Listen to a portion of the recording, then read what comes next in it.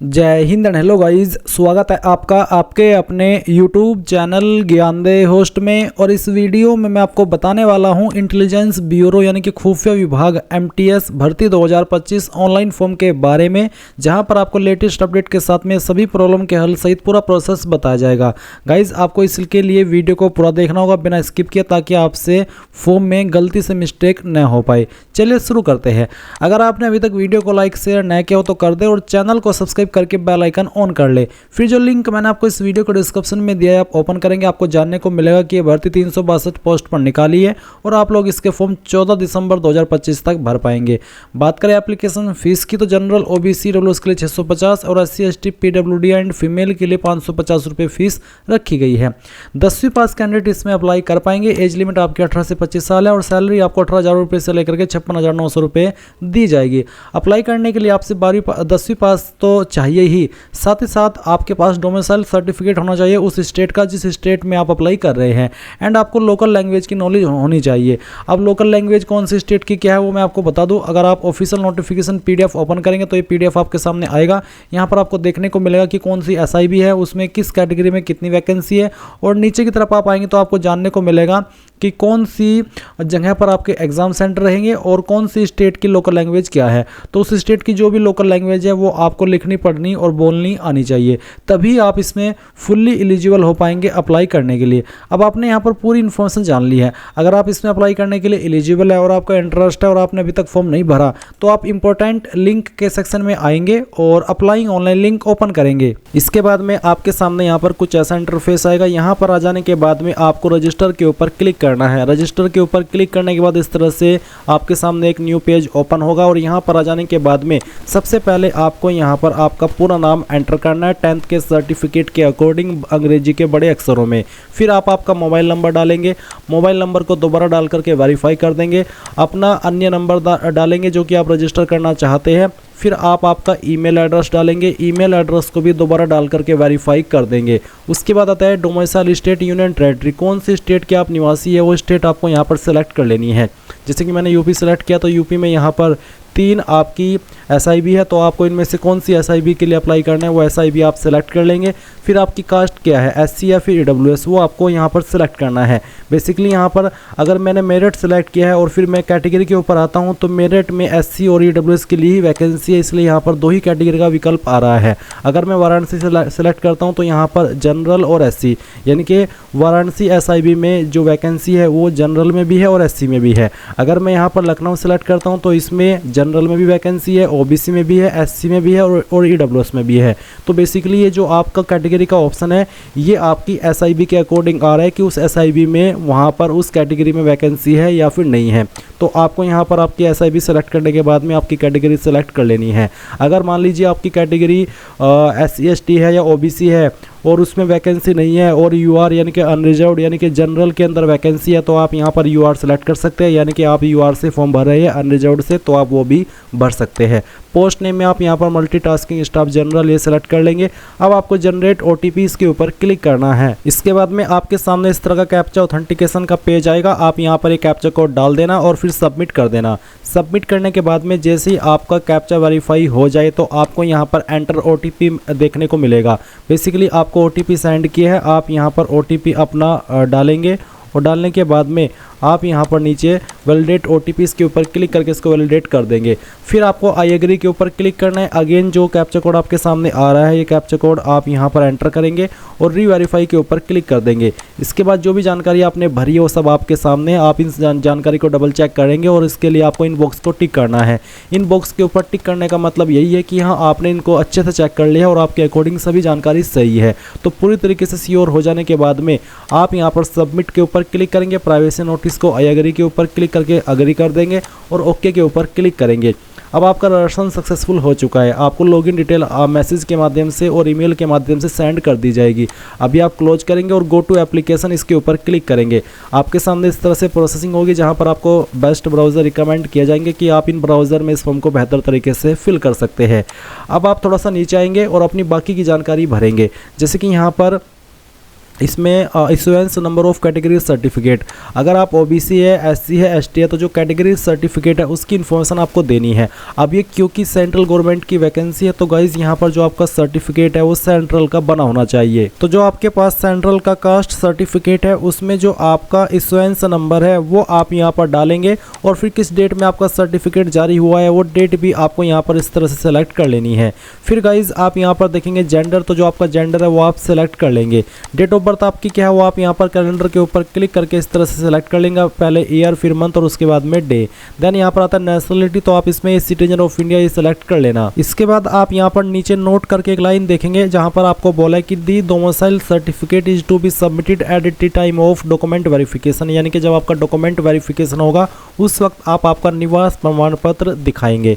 फिर नीचे एक सवाल है कि do you have domicile certificate for the SIB you are applying to, जिस एसआईबी के लिए आप अप्लाई कर रहे हैं क्या उस एसआईबी का आपके पास निवास प्रमाण पत्र है? अगर है तो यस, अगर आप नो करेंगे तो फिर आप अप्लाई करने के लिए एलिजिबल नहीं है। जिसका मतलब ये हो जाता है साफ साफ शब्दों में कि जिस भी एसआईबी में आप अप्लाई कर रहे हैं उसी एसआईबी के आप निवासी होने चाहिए। थोड़ा सा और डिटेल में बताता हूँ ताकि आपको समझ में आ सके। जैसे कि आप देख सकते हैं ये सभी एसआईबी है, जैसे कि अगरतला, अहमदाबाद, फिर भोपाल। अगर आप इन ये जो यहाँ पर एसआईबी दी है या फिर जो सिटी है वो यहाँ पर दी गई है, अगर आप इन सिटी के निवासी है तो ही आप अप्लाई करने के लिए एलिजिबल है। अगर आप इन सिटी के निवासी नहीं है, मान लीजिए आप यूपी में से अप्लाई कर रहे हैं और यूपी में यहाँ पर 3 एसआईबी है, लखनऊ, मेरठ और एक और था आपका। अगर आप इन 3 सिटी में से किसी भी एक सिटी के निवासी है तो ही आप अप्लाई करने के लिए एलिजिबल है। अगर आप इन 3 एसआईबी के अलावा किसी अन्य डिस्ट्रिक्ट के या फिर सिटी के निवासी है तो आप अप्लाई करने के लिए एलिजिबल नहीं है, क्योंकि इन्होंने साफ साफ बोला है कि आपके पास जिस एसआईबी में आप अप्लाई कर रहे हैं क्या उसका निवास प्रमाण पत्र है। अगर है तो यस, अगर नहीं है तो आप नो करेंगे। नो करेंगे तो आपको बोला जाता है कि आप एलिजिबल नहीं है। तो आई होप ये पॉइंट आपको समझ आ गया होगा। अब आता है फादर नेम, तो आप यहाँ पर आपके पिता का नाम एंटर करेंगे, जो भी आपके पिता का नाम है 10th के सर्टिफिकेट में, और फिर आपको यहाँ पर आपकी माता जी का नाम एंटर कर देना है। उसके बाद आपका जो मैरिटल स्टेटस है वो आप सेलेक्ट करेंगे, मैरिड, अनमैरिड, और रिलीजन आपका क्या है वो भी आप सेलेक्ट कर लेंगे। अब यहाँ पर आते हैं टेस्ट सिटी प्रेफरेंस, तो आप यहाँ पर मैक्सिमम 5 प्रेफरेंस दे सकते हैं। स्टेट में चाहे तो आप सभी में एक ही प्रेफरेंस देंगे, बट जो सिटी है वो आपकी अलग अलग होनी चाहिए। तो इस तरह से आप यहाँ पर पहले स्टेट की चॉइस देंगे, फिर आपकी सेकंड, और उसके बाद में उसकी सिटी किसको आप प्रेफरेंस देना चाहते हैं वो सिलेक्ट करेंगे। फिर आप थर्ड चॉइस किस स्टेट को देना चाहते हैं वो आप सिलेक्ट कर लेंगे। इसकी किस सिटी को देना चाहते हैं वो आप यहाँ पर सिलेक्ट करेंगे। फिर आपको यहाँ पर 4th स्टेट सेलेक्ट करके उसकी जो सिटी है वो सिलेक्ट कर लेनी है, और फिर आपको यहाँ पर 5th स्टेट की प्रेफरेंस दे देनी है। ये देने के बाद नीचे एक सवाल है कि क्या आप विकलांग है और आपकी विकलांगता 40% या उससे ज़्यादा है। अगर हाँ तो यस, नहीं तो आप नो करेंगे। क्या आप एक सर्विसमैन है? अगर है तो यस, नहीं तो यहाँ पर भी आपको नो करना है। फिर क्या आप एक स्पोर्ट्स पर्सन है स्पेसिफाइड पारा फर्स्ट, इसके तहत अगर हाँ तो नो यस करेंगे, नहीं तो नो कर देंगे। फिर पूछा कि क्या आप एक गवर्नमेंट सर्वेंट है, डिपार्टमेंटल कैंडिडेट। डिपार्टमेंटल कैंडिडेट से मतलब है क्या इंटेलिजेंस ब्यूरो में आप ऑलरेडी काम कर रहे हैं। अगर आप ऐसे कैंडिडेट है तो यस करना, नहीं तो आप नो करेंगे और सेव नेक्स्ट के ऊपर क्लिक कर देंगे। अब आपके सामने यहाँ पर कम्युनिकेशन डिटेल आएगी, यानी कि एड्रेस की जानकारी। तो सबसे पहले कोरस्पोंडेंस एड्रेस यानी कि प्रेजेंट एड्रेस, जो भी प्रेजेंट एड्रेस है आपका वो आप लाइन 1 और 2 के अंदर डाल देंगे। कंट्री में आपको इंडिया सेलेक्ट कर लेना है। फिर यहाँ पर जो भी आपकी स्टेट है वो आप सिलेक्ट करेंगे। फिर आपकी सिटी डिस्ट्रिक्ट कौन सी है वो आपको सेलेक्ट कर लेनी है। आपका जो पिन कोड है वो क्या है वो भी आप यहाँ पर डाल देंगे। इसके बाद पूछेगी कि आपका प्रेजेंट एड्रेस और परमानेंट एड्रेस सेम है। अगर सेम है तो यस कर देना, अगर सेम नहीं है तो नो करेंगे, और उसके बाद अलग से अपना एड्रेस भर देंगे। फिर आपको सेव एंड नेक्स्ट के ऊपर क्लिक करना है। नाउ आपके सामने क्वालिफिकेशन का सेक्शन आ चुका है। जिनके नंबर CGPA के अंदर है वो उनको परसेंटेज के अंदर कन्वर्ट करके फिल करेंगे, किस रूल के तहत, किस फॉर्मूला के तहत, उसकी इन्फॉर्मेशन यहाँ पर आपको दी गई है। अब आप सबसे पहले नेम ऑफ द बोर्ड, आपको आपके बोर्ड का नाम बताना है जिस भी बोर्ड से आपने आपकी 10वीं की है, किस महीने और किस साल के अंदर पास की है वो भी आपको यहाँ पर सिलेक्ट कर लेना है। उसके बाद में आप देखेंगे स्कूल इंस्टीट्यूट नेम, तो कहाँ से आपने की है आपको आपके स्कूल का नाम यहाँ पर एंटर कर देना है, पूरा नाम आप डाल दीजिएगा। सब्जेक्ट कॉम्बिनेशन, तो आप यहाँ पर सब्जेक्ट कॉम्बिनेशन में एक एक करके सभी सब्जेक्ट के नाम लिख देना। जो भी आपके पास 10वीं के अंदर थे। मैं यहाँ पर डेमो के लिए 3 सब्जेक्ट के नाम लिख करके दिखाया हूँ। आप आपके चाहे 5 सब्जेक्ट थे चाहे 6, सभी के नाम लिख देना। क्वालिफाइड में आप 5 सेलेक्ट कर लेंगे। फिर पूछा कि आपके नंबर किसके अंदर है, तो बेसिकली अगर परसेंटेज है तो परसेंटेज से सिलेक्ट कर लेंगे। अगर CGPA है तो आपको कितनी CGPA आई थी वो डालेंगे और कितने में से आई थी वो यहाँ पर डाल देंगे। और अगर आपके नंबर परसेंटेज में तो परसेंटेज सेलेक्ट करके कितने नंबर आपको आए थे वो आपको यहाँ पर एंटर करना है और कितने में से आए थे वो आप यहाँ पर एंटर करेंगे।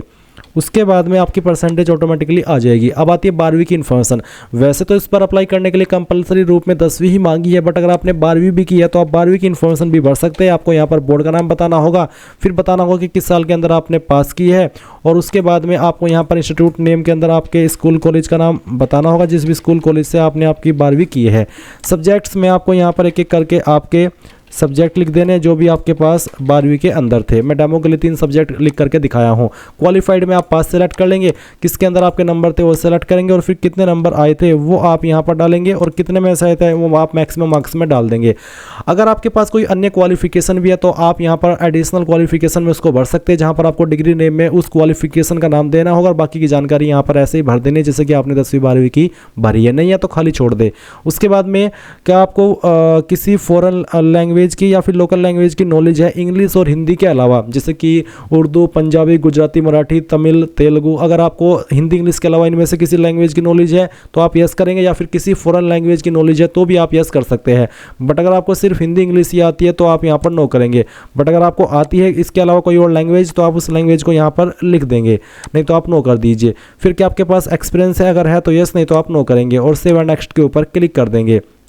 अब आपके सामने यहाँ पर ऐसा इंटरफेस आएगा जहाँ पर आपको फोटो अपलोड करना है, तो क्लिक है टू अपलोड के ऊपर क्लिक कीजिए। साइज 100 से 200 KB के बीच में और फॉर्मेट JPEG या फिर JPG का रहना चाहिए। आपके फोटो का बैकग्राउंड वाइट रहना चाहिए। तो ब्राउज टू अपलोड इसके ऊपर क्लिक कीजिए, जहाँ पर आपकी फोटो फाइल है सेलेक्ट कीजिए, ओपन कीजिए और फिर यहाँ से आप इसको जैसे ये फाइल अपलोड हो जाए तो आप क्लोज कर देंगे और व्यू के ऊपर क्लिक करके इसको व्यू भी कर लेंगे, जो कि व्यू करना अनिवार्य है। अब आप सिग्नेचर अपलोड करेंगे, इसका साइज 80 से 150 KB के बीच में रखा है, तो सिग्नेचर की फाइल सेलेक्ट करेंगे, ओपन करेंगे, फाइल यहाँ पर इस तरह से आ जाएगी। फिर आप क्लोज करके इसको भी व्यू कर लेंगे। उसके बाद आता है आपका स्टेट डोमिसाइल सर्टिफिकेट। तो यहाँ पर आपको आपका निवास प्रमाण पत्र अभी अपलोड भी करना है, तो आप क्लिक है टू अपलोड के ऊपर क्लिक करेंगे और इसका फॉर्मेट कुछ भी चल जाएगा। तो जहाँ पर भी आपका निवास प्रमाण पत्र है वो आपको फ़ाइल सेलेक्ट कर लेनी है और इस तरह से फ़ाइल सेलेक्ट करने के बाद में आपको इसको ओपन करना है। आपकी फ़ाइल यहाँ पर आएगी, आपको बोला है 100 KB से लेकर के 1 MB के बीच में। तो अगर फाइल कम ज़्यादा है तो आप उसको कम ज़्यादा कर लेंगे। मैं यहाँ पर इस फाइल को सेलेक्ट करता हूँ, ओपन करता हूँ, फाइल इस तरह से आ चुकी है, क्लोज करेंगे और व्यू के ऊपर क्लिक करके व्यू कर लेंगे। अब आप पेमेंट मोड में ऑनलाइन सेलेक्ट कर लेना है, डिक्लेरेशन के ऊपर आपको इन सभी पर टिक करना है और उसके बाद में ये जो कैप्चा कोड आपके सामने है वो आपको यहाँ पर डालना है और ये डालने के बाद में आप यहाँ पर नीचे पहले प्रीव्यू के ऊपर क्लिक करके जो भी जानकारी भरी है उन सभी को चेक कर लेंगे और फिर सबमिट के ऊपर क्लिक करेंगे। अब आपको यहाँ पर पेमेंट के पेज पर ट्रांसफर कर दिया है। आप आपकी fees SBI net banking, SBI debit card, UPI, other bank net banking, other bank debit card या फिर SBI ब्रांच, यानी कि जिस माध्यम का इस्तेमाल करके जमा करना चाहे कर सकते हैं। जैसे ही आप यहाँ पर फीस जमा कर देंगे तो आपका फॉर्म फाइनल सबमिट माना जाएगा और आप अपने फॉर्म का फाइनल प्रिंट आउट ले पाएंगे। इस प्रकार से आप लोग इंटेलिजेंस ब्यूरो यानी कि IB MTS ऑनलाइन फॉर्म 2025 भर पाएंगे। आई होप ये प्रोसेस आपको पसंद आया होगा। So thanks for watching. जय हिंद।